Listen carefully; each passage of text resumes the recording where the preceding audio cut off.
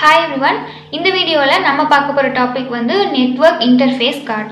So network interface card ஷார்ட்டாக நிக் card அப்படின்னு சொல்லுவோம்.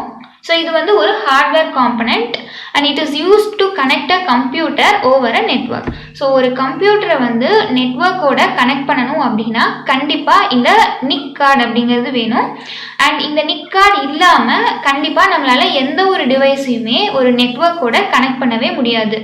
அண்ட் இது வந்து நமக்கு ஒயர்ட் அண்ட் ஒயர்லெஸ் கனெக்ஷன்ஸ் ரெண்டுமே சப்போர்ட் பண்ணும். ஸோ நிக் கார்ட்ஸை வந்து நிறைய நேம்ஸில் சொல்லுவாங்க. Network interface controller, Ethernet card, LAN adapter, network adapter, connection card. So இது எல்லாமே வந்து ஒன்று தான்.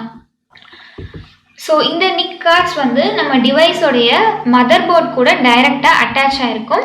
அண்ட் இது வந்து நம்ம கம்ப்யூட்டருக்கும் நெட்வொர்க் கேபிளுக்கும் இடையில ஒரு ஃபிசிக்கல் இன்டர்ஃபேஸாக ஆக்ட் ஆகுது அப்படின்னே சொல்லலாம்.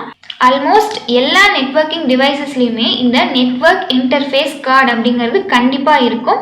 அண்ட் அதே மாதிரி ஒரு நெட்வொர்க் இன்டர்ஃபேஸ் கார்ட்லேயுமே வந்து ஒரு யூனிக்கான 48 பிட் அட்ரஸ் வந்து இருக்கும். அண்ட் அந்த அட்ரஸை தான் நம்ம மேக் அட்ரஸ் இல்லைனா ஃபிசிக்கல் அட்ரஸ் அப்படின்னு சொல்கிறோம். ஸோ இந்த மேக் அட்ரஸ் அப்படிங்கிறது வந்து பெர்மனன்ட் அட்ரஸ். ஓகேவா? ஸோ இதுதான் நிக் கார்டு அண்ட் இதுதான் வந்து ஈத்தர்நெட் போர்ட். இப்போ நம்ம லேண்ட் கேபிள்ஸ் எல்லாம் கனெக்ட் பண்ணோம் அப்படின்னா இந்த போர்ட்டில் தான் கனெக்ட் பண்ணுவோம். அண்ட் இதுதான் உங்களுக்கு மதர் போர்ட் கூட டைரெக்டாக அட்டாச் ஆகிருக்கும். ஸோ இது வந்து ஒயர்டு, இதுலேயே உங்களுக்கு ஒயர்லெஸ்ஸும் இருக்கும். அது வந்து உங்களுக்கு ஒய்ஃபை கனெக்ஷனுக்கு சப்போர்ட் பண்ணும்.